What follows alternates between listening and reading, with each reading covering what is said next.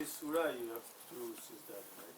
This is the only surah which has two sajdas, and mufassal, by the way, in the hadith refers to the last from 49 until 114. So these three are mufassal.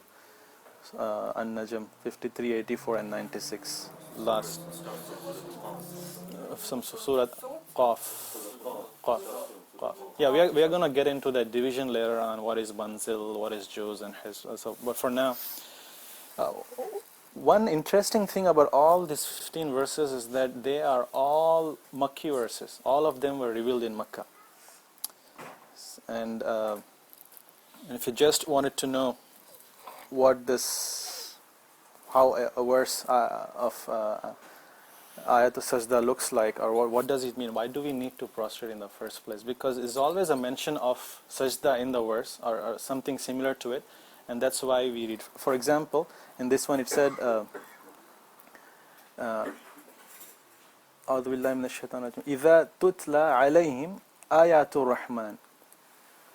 When the verses of Rahman, Allah subhanahu wa ta'ala, are recited unto them, the prophets and all those good people were mentioned in the preceding verses, خَرُّوا سُجَّدًا وَبُكِيًّا.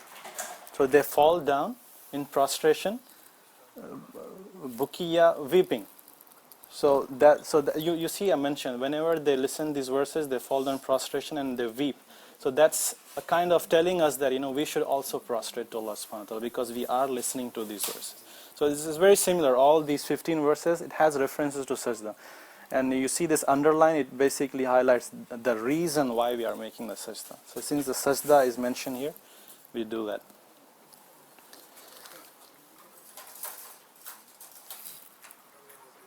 But how do we perform this sajda? How do we perform this sajda? How should we do?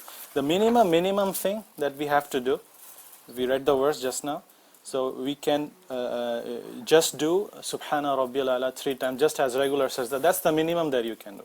Now you can add more things to it and make it much better, many levels.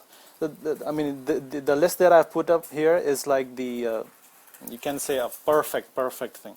All things included. So you make wudu. By the way, the scholars also said that you don't need to have a wudu for it. And you can also, because for example, you're reciting from memory. Maybe you're reciting Iqra bismi rabbikal ladhi khalaq. And at the end, for recitation from memory, you don't need to have wudu. So you can make sajda without wudu. This was the opinion of Abdullah ibn Umar radiallahu anhu. Wudu is not required for this. Yeah, and the opinion of Ibn Taymiyyah rahmatullah. So you make wudu, you stand up, you face qibla, you fold your hands, and then you go and make sajda regular. And we also have 4 different kind of variations. We can add more to it. We can add more dua. That is allowed. And then you make taslim, 2 taslims. So that is a perfect sajda. But you can just make three times Subhana Rabbiyal A'la. That will be fine as well. You will get the rewards. You will fulfill the sunnah, inshallah. If you read a verse of prostration, ayat al-sajda, and you are probably driving a car, right? What should you do at that point?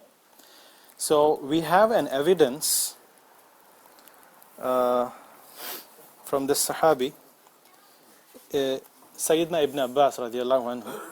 He used to ride on his camel, and he would recite this verse. So what would he do? He would do a linguistic sajda, meaning he would just bow down a little bit like this, Subhana Rabbiyal A'la, 3 times. So that is also allowed. So whenever we are traveling in car, you just bow down a little bit, follow the Sahabi. That is allowed. Tasbih, Subhana Rabbiyal A'la. So that is called linguistic sajda, tasbih.